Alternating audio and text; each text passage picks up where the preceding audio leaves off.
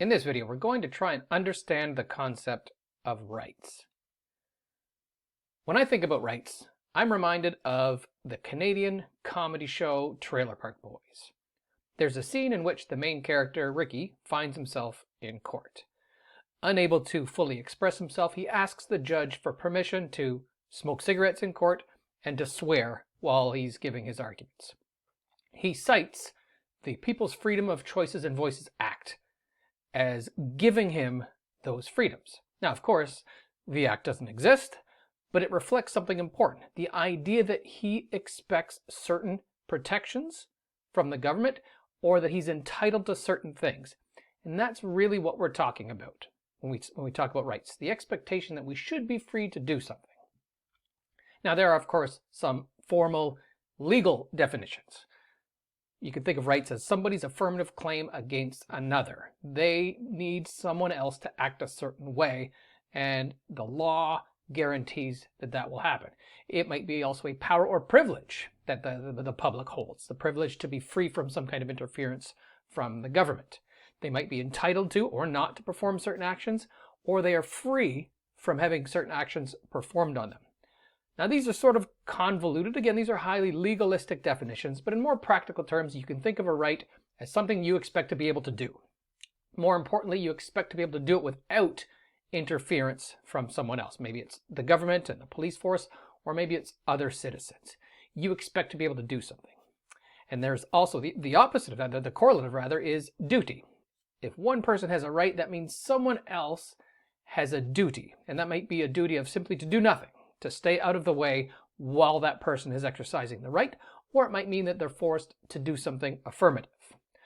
Some examples of rights that you might hear about in political discussions are the right to work, the right to vote, the right to life. There are many different rights that come up in political discussions. When we try to think about rights and categorize them, there's a few different ways of thinking about them. For example, we could think of rights and categorize them based on who has the right, the rights belonging to someone. Or some rights are focused on an action. There's a what. What does that right protect? And of course, there's also the idea of the origin of the rights. What gives us the justification or the rationale for having those rights? So we could think about rights as terms of the claimant, who it applies to, the object of the claim, what it protects, and then the grounds. Why does that right exist? Start with who. When we think about rights that belong to a certain person or group of people, they might be categorical. It might be a right that applies to a specific segment of the population. For example, women's rights. They are rights that belong to women. Or it might be civil rights, rights that belong to a certain category of population, which citizens would have those rights. So that's what we mean by categorical rights. Who do they belong to? They belong to this specific subset of people, and just being one of those people qualifies you for the rights. It's also possible that they may be more universal in scope, like human rights, rights that are, in theory, applying to everyone. Everybody has these rights just from simply existing. So that's one way of thinking about rights. Another way is to think about the actions, the things that the right protect. And we talk about civil rights. These are typically rights that are involved with exercising political autonomy or your voice in a political context. Things like the right to vote, freedom of assembly and protest, speech and expression. Those are actions that are protected in a rights regime. It's also possible that you might have social and cultural rights that are protected. The right to work, the right to an education, or language rights. Those are different types of rights that are focused on specific actions. And lastly, the origin of the right. Where does the right come from? You can have legal rights. Legal rights are laws that are passed from a government, or they originate in a constitution. They might also come from higher law, a god. These are divine rights. Some people will argue that certain rights exist because they're bestowed from a deity. Or they could just be part of nature, natural law, the way of things, or the way things are supposed to work.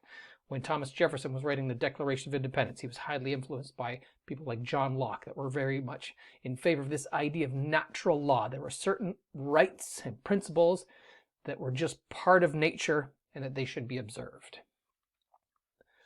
Why does all this matter? Well, rights are political in nature. They are contested. How far rights should extend and what happens when rights from two different people or two different groups of people come into conflict? How do you adjudicate that dispute? There's also the issue of whether rights are fundamental and universal, they apply to everybody, or they're more selective and exclusive. For example, the suffragette movement. When suffragists wanted the right to vote, they were arguing that the universal nature of this right to vote, it belonged to everybody. Whereas opponents were arguing for a much more exclusive definition, that no, voting should only be to certain men. And so that's an area where rights can come into conflict. And then there's, of course, just the legal versus normative. What does the law actually say on paper? What rights does it confer legally versus what should it say? Should that definition expand to include new actions or new groups of people? What should the law say? What should the rights be? And that, of course, is contentious. So just to recap, rights are expectations of protection, the freedom to be able to do something or to be free from interference.